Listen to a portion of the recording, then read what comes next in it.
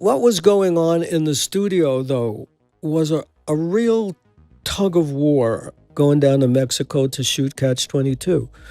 But like a lot of movies, it just ran over. For decades, fans believed the collapse of Simon and Garfunkel was caused by fame, success, and creative differences alone. But now, at 84, Paul Simon is revealing a far more complicated story. Behind some of music's most beloved songs was a relationship strained by resentment, rivalry, and wounds that never fully healed. His latest reflections have reignited debate among longtime fans, with many questioning what really destroyed the partnership. So, was their breakup truly unavoidable, or has the real reason been hidden in plain sight all along? The confession fans never expected. For most of his life, Paul Simon rarely spoke in detail about what truly happened between him and Art Garfunkel.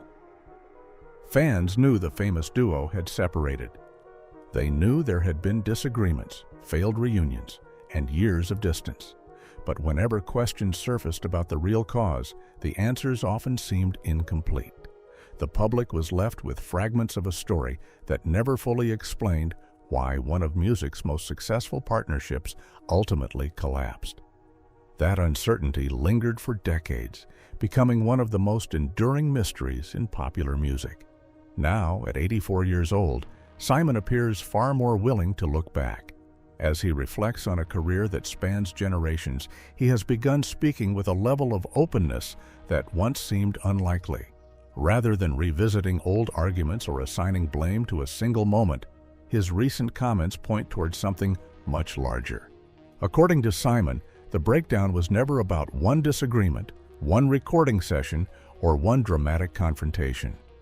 The roots of the problem stretched much deeper and much further back than many people realized. That admission immediately caught attention because it challenged the story many fans had accepted for years. The common belief was that success eventually pulled the pair apart. Others pointed to Garfunkel's acting career, creative disagreements, or the pressures that often come with fame. Yet Simon's reflections suggest those explanations only captured part of the picture. Beneath the public narrative was a complicated relationship that had been carrying unresolved tension for far longer than anyone could see. The timing of these revelations also raises questions.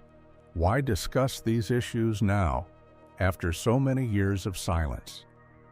Some observers believe age has given Simon a different perspective on the events that shaped his life.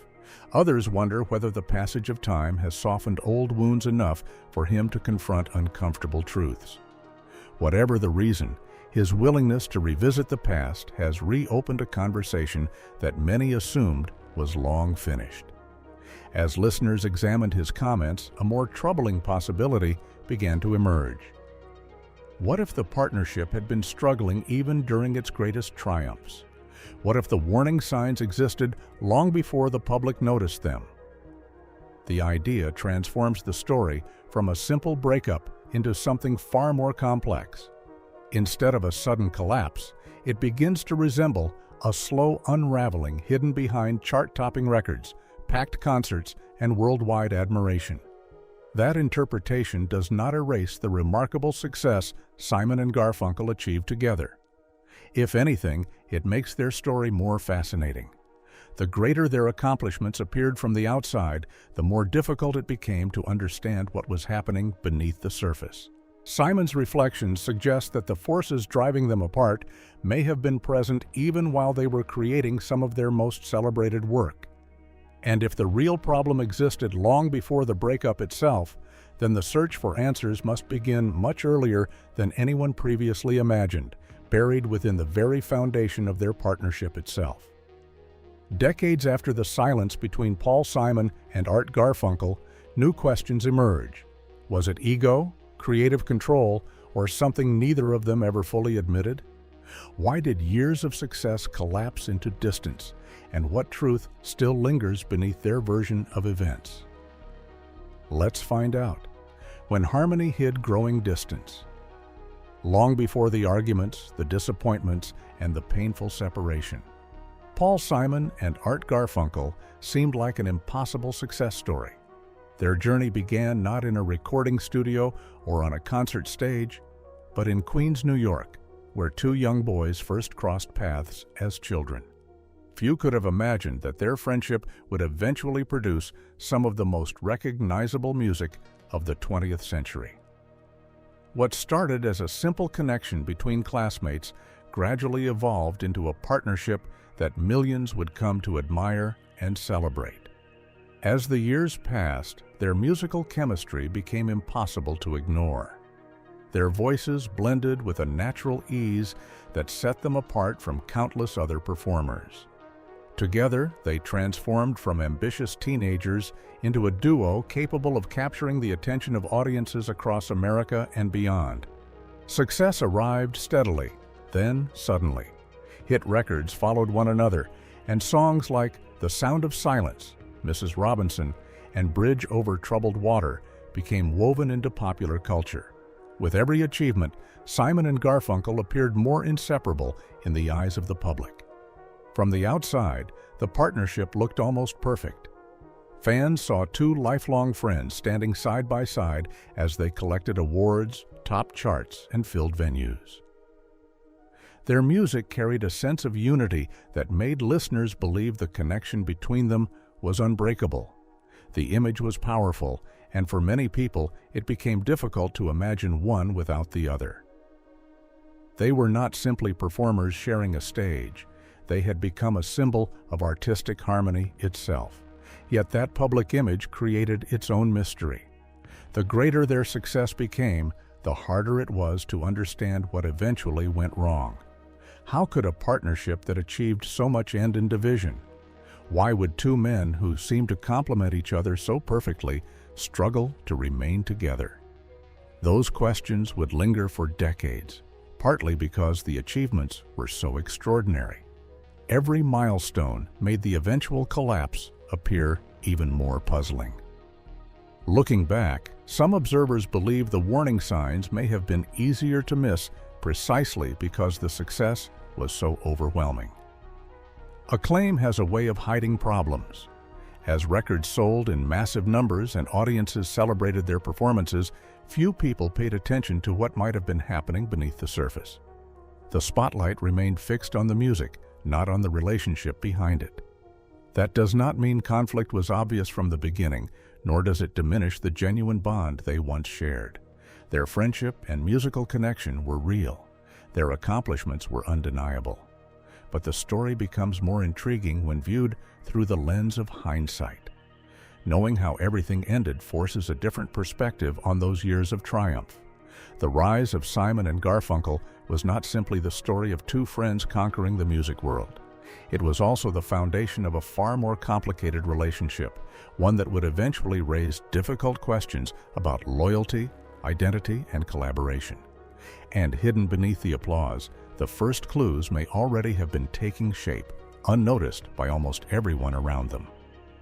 How does a childhood friendship turn into global domination? Why does success that once felt effortless begin to fracture under its own weight? And what was happening behind the harmony everyone believed was unbreakable? Stay with us. Success created an invisible divide. As Simon and Garfunkel climbed higher in the music world, a quieter struggle was beginning to take shape behind the applause. To fans, they appeared to be the perfect partnership. Their records dominated the charts, their concerts attracted enormous crowds, and their songs became part of everyday life for millions of people. Yet while audiences celebrated the magic they created together, Paul Simon was becoming increasingly aware of something that bothered him more with each passing success. At the center of that feeling was the question of recognition. Simon was not only one half of the duo, he was also the primary songwriter, the architect behind many of their biggest hits, and a key force in shaping their musical direction. Long before a song reached the public, he spent countless hours writing lyrics, building melodies, and refining arrangements. The music that audiences loved often began as ideas developed in Simon's mind. Yet once those songs entered the world, attention frequently shifted elsewhere. Art Garfunkel possessed a voice that listeners immediately remembered. His soaring tenor became one of the defining sounds of the era, and many of the duo's most celebrated recordings showcased that gift. As their fame expanded, Garfunkel increasingly became the face that many people associated with their biggest successes. Crowds responded to his performances with admiration, and critics often highlighted the emotional impact of his vocals. To the public, the voice was impossible to ignore. For Simon, that reality created a growing frustration. While he understood the importance of Garfunkel's contribution, he sometimes felt that the creative work behind the songs was receiving less attention than the performances themselves. The situation became especially complicated during the success of Bridge Over Troubled Water. Simon had written the song and recognized that Garfunkel's voice was perfectly suited for it. The recording became a massive triumph, but its success also appeared to deepen a conflict already taking shape beneath the surface. The more praise Garfunkel received for delivering the songs, the more Simon seemed to question his own place within the partnership. What should have felt like a shared victory occasionally carried an uncomfortable undertone. From one perspective, this was simply the natural dynamic of a songwriting and performing partnership. Every successful duo contains different strengths. Yet another interpretation began to emerge. Perhaps Simon no longer saw the imbalance as harmless. Perhaps he was starting to believe that the public viewed Garfunkel as the essential figure while overlooking the person responsible for creating much of the material. That perception, whether entirely accurate or not, slowly altered the emotional foundation of the relationship. Resentment rarely arrives all at once. More often, it builds quietly, through repeated experiences that seem small in isolation but significant when combined over time. As Simon and Garfunkel continued achieving extraordinary success, those feelings did not disappear. Instead, they lingered beneath the celebrations, growing stronger with every accomplishment. What made the situation especially troubling was that nothing appeared wrong from the outside. The records were selling, the accolades kept coming, and the partnership looked stronger than ever. Yet behind the scenes, a deeper conflict was beginning to form, one that would eventually become impossible to ignore. As fame exploded, a silent battle over recognition began to grow between them, with Simon feeling the writing was being ignored while the voice took center stage. But was he being erased from his own success, and could the partnership survive this growing imbalance? Keep watching. Dreams pulled them apart, slowly. As Simon and Garfunkel continued their remarkable rise, the cracks in their partnership began appearing in a new and more troubling way. The earlier frustrations surrounding recognition had never completely disappeared, but another challenge was now emerging. This time, the issue was not about who received credit, it was about where each man wanted his future to lead. While Paul Simon became increasingly focused on music, Art Garfunkel started exploring opportunities beyond the recording studio, setting them on paths that were gradually moving further apart. The shift became more noticeable during the late 1960s as Simon and Garfunkel were producing some of their most celebrated work. At a time when many expected the duo to become even more committed to their musical partnership, Garfunkel began pursuing acting. One of the most significant opportunities came when director Mike Nichols cast him in the film Catch-22. For Garfunkel, the project represented a chance to expand his career and challenge himself in a different creative field. From his perspective, it was an exciting step forward. For Simon, however, the situation looked very different. While Garfunkel was spending long periods away working on the film, Simon remained deeply immersed in the demanding process of writing, arranging, and developing new music. Recording schedules became harder to manage. Plans that depended on both men being available suddenly faced delays. What might have appeared to outsiders as a normal career decision increasingly felt to Simon like evidence that their priorities were no longer aligned. As time passed, the frustration began to grow. The success of Simon and Garfunkel depended on collaboration, Yet collaboration became more difficult when one partner was frequently absent. Simon reportedly found himself carrying much of the responsibility for keeping their musical momentum alive while waiting for Garfunkel's acting commitments to end. Each delay may have seemed temporary on its own, but together they created a deeper sense of uncertainty about the future. The tension was made worse by the fact that neither man's ambitions were inherently unreasonable. Garfunkel had every right to pursue acting opportunities, just as Simon had every reason to remain devoted to music. Yet partnerships often struggle when two people begin imagining different futures. What one person sees as growth, another may interpret as withdrawal. What appears to be healthy independence can sometimes feel like abandonment from the other side. This difference in perspective may explain why the conflict became so difficult to resolve. There was no obvious villain and no single dramatic incident that changed everything overnight. Instead, a gradual divergence was taking place. Simon seemed increasingly committed to building his future around music, while Garfunkel appeared interested in expanding beyond it. Their goals were not necessarily incompatible at first, but maintaining balance became more challenging with each passing year. Looking back, these developments suggest that the partnership was facing a problem deeper than scheduling conflicts alone. The issue was becoming a question of direction. If two people no longer envision the same destination, even the strongest partnership can begin to drift. And for Simon and Garfunkel, that drift was becoming harder to ignore with every passing success they shared. But as their paths began to split, could friendship survive ambition pulling in opposite directions? Could success demand sacrifice? Neither of them was ready to admit. And when the pressure finally breaks through, will everything they built together collapse silently, without warning? Stay tuned. The battle nobody could see. By the time Simon and Garfunkel reached the height of their fame, the challenges facing their partnership had moved beyond recognition and conflicting ambitions. A more complicated struggle was beginning to emerge behind closed doors, one that audiences could not hear in the music or see on stage.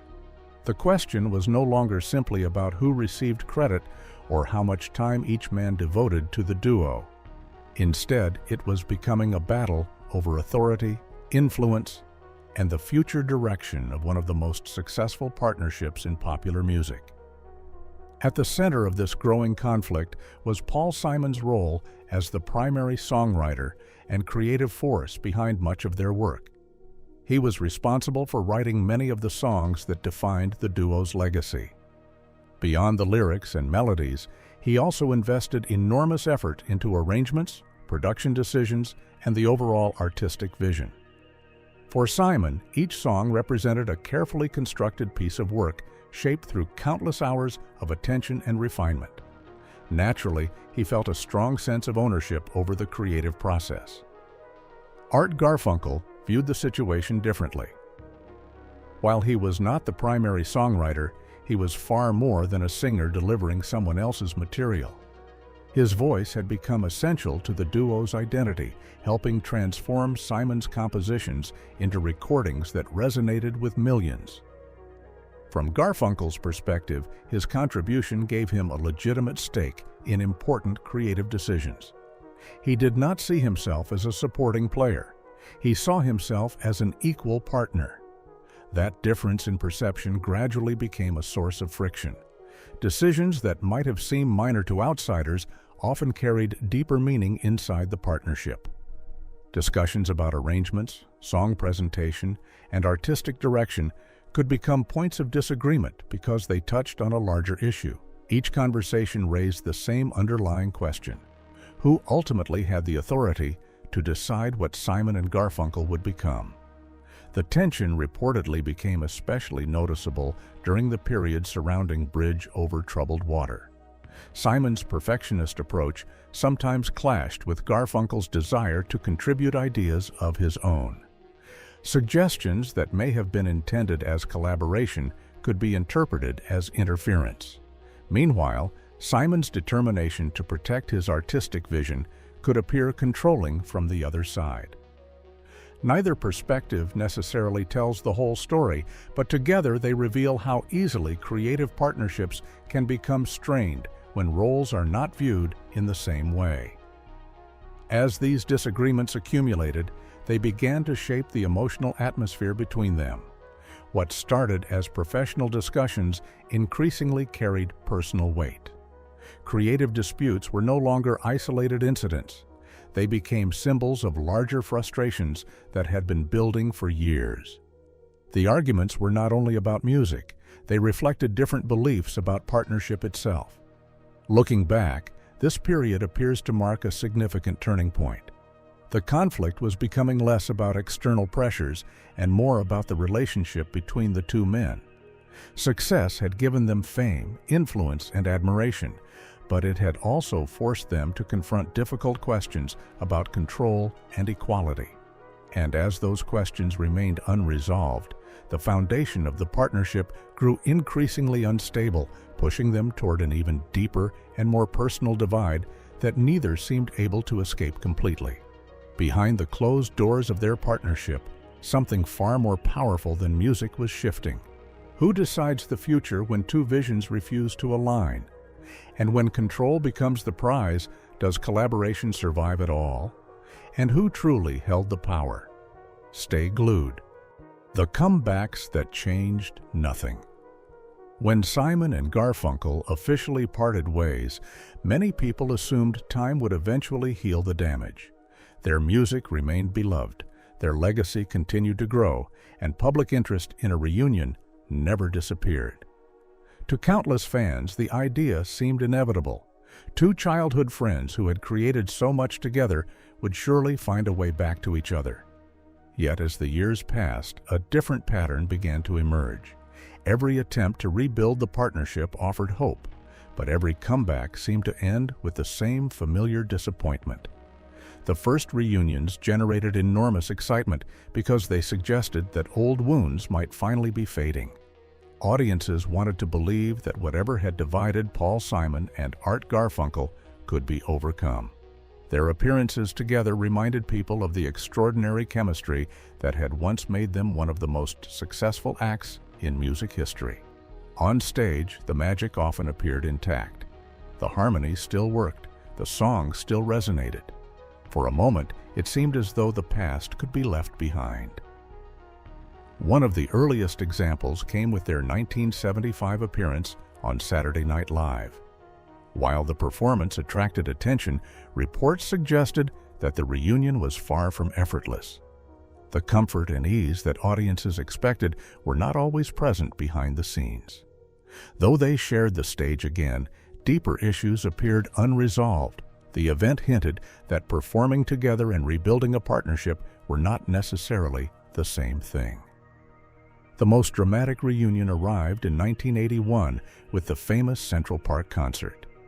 More than 500,000 people gathered to watch Simon and Garfunkel perform together, creating one of the most memorable events of their careers. The overwhelming public response seemed to send a powerful message. Fans clearly wanted the partnership back. The success of the concert encouraged discussions about future projects, including plans for new recordings and continued collaboration. For many observers, it felt like the beginning of a genuine reconciliation. Yet the optimism did not last. As work progressed on what eventually became Simon's Hearts and Bones album, old tensions reportedly resurfaced. Garfunkel recorded vocals for several tracks, and the project initially appeared destined to become a full Simon and Garfunkel release. However, creative disagreements once again complicated the process. Simon ultimately removed Garfunkel's contributions and released the album as a solo effort. To some, the decision suggested that the same struggles over control and creative direction remained firmly in place. Years later, another major reunion tour between 2003 and 2004 seemed to offer another fresh start. The concerts were commercially successful and attracted enthusiastic audiences around the world. But even that achievement could not fully silence reports of backstage friction. Questions surrounding creative decisions, arrangements, and authority continued to surface, echoing disputes that had existed decades earlier. Looking back, these repeated cycles reveal something important. The problem was never simply the breakup itself. If separation had been the only issue, time and success might have repaired the relationship. Instead, every reunion appeared to expose the same unresolved tensions. The partnership could still produce remarkable performances, but the deeper conflicts remained. And with each failed comeback, the possibility grew that the true obstacle had never disappeared at all. Why did every attempt at reconciliation collapse so quickly, even when the stage was set for healing? Was something deeper still unresolved, or had they already crossed a point of no return? The secret burden he carried. For years, discussions about the collapse of Simon and Garfunkel focused on familiar explanations. People pointed to creative disagreements, competing ambitions, and failed attempts at reconciliation. Those factors were certainly important, but as Paul Simon reflected more openly on the past, another possibility began to emerge. Beneath the public disputes and professional conflicts may have existed something far more personal. It was not a contract, a performance, or a career decision. It was a feeling Simon rarely discussed openly: insecurity. By the time Simon and Garfunkel became international stars, they occupied very different positions within the partnership. Simon was the primary songwriter, responsible for creating much of the material that defined their success. He wrote the lyrics, developed melodies, and shaped the artistic direction of many of their most celebrated recordings. Garfunkel, meanwhile, possessed the distinctive voice that brought those songs to life for millions of listeners.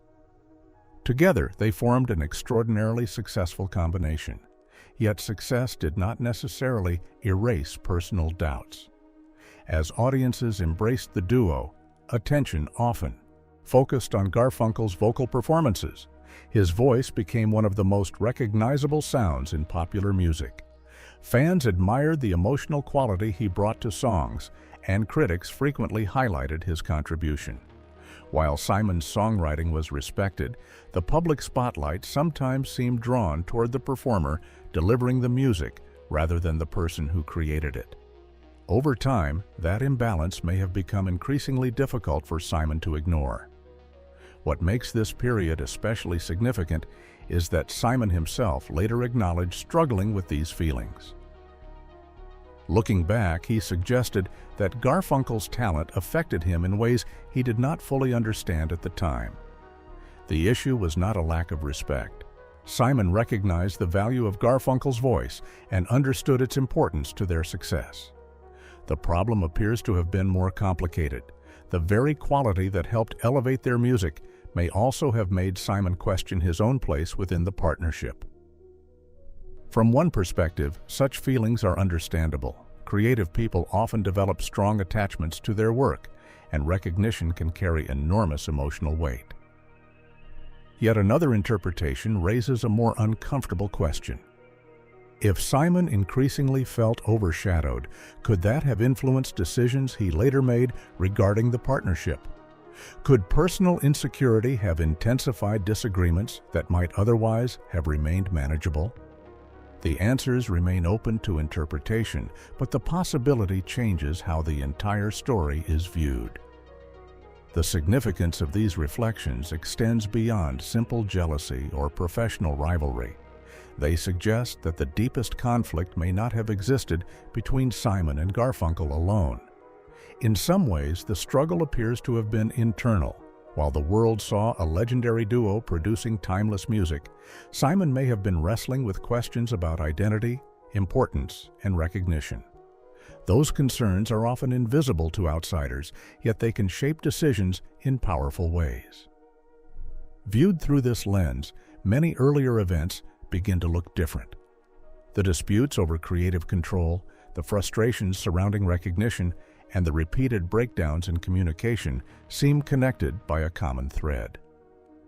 What once appeared to be separate conflicts may have stemmed from a deeper emotional struggle. And if insecurity was influencing the partnership from within, then the true reason collaboration became so difficult may have been far more personal than anyone realized at the time. Did insecurity quietly shape every decision behind the music? or was something deeper at play? Could recognition have changed everything? And if it did, who paid the price, and why did collaboration begin to fracture? Let's find out. When distance became final truth. In later life, Paul Simon has looked back on the long and complicated history he shared with Art Garfunkel, arriving at a conclusion that reframes everything that came before. He no longer describes their breakup as a single moment of conflict or a simple clash of egos, but as the result of a relationship that gradually became impossible to sustain. In his reflections, Simon acknowledges that both he and Garfunkel possessed extraordinary talent, and that their success was built on a rare and powerful creative connection. Yet over time, that same connection became strained, not because of one defining incident, but because the demands of sustaining it kept growing heavier with each passing year. Simon has suggested that continuing to work with Garfunkel eventually felt more difficult than working alone, even though their combined artistry remained widely admired by audiences around the world. He has also expressed a sense of regret, not necessarily about their achievements, but about how the pressures surrounding their partnership shaped the distance between them. Despite the disagreements and eventual separation, Simon has never dismissed Garfunkel's importance in their shared legacy or the role his voice played in defining their sound. From his perspective, the partnership was never lacking in talent or success, but in the ability to maintain balance between two strong creative identities over time. He often reflects that what made them exceptional also made them fragile, since two different artistic visions were constantly trying to share the same space. In this view, their success and their struggle were never separate forces, but two parts of the same reality that unfolded over years of collaboration. Even as Simon recognizes how far they drifted, he also acknowledges that their music still stands as a testament to what they were once able to create together. For him, the story is ultimately not one of failure in art, but of two people whose partnership could not survive the weight of their own history. What remains is a legacy defined by both brilliance and fracture, where admiration and regret coexist. In the same memory of their time together, that legacy continues to raise questions about whether any partnership built on such intensity could have ever lasted without eventually breaking under its own success. And as Simon reflects on everything that happened, he leaves behind a story that is less about ending and more about understanding why it could not continue.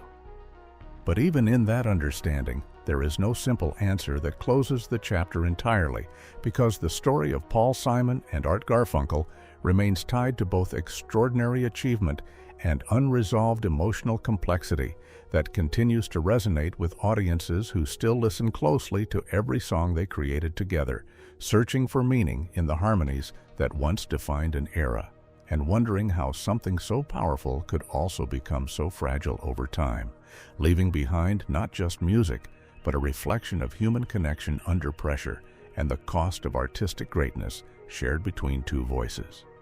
So, what do you think? Was Paul Simon truly right about not working with Art Garfunkel again, or did ego ruin something legendary? We'd love to hear your thoughts in the comments. Don't forget to like, share, and subscribe for more.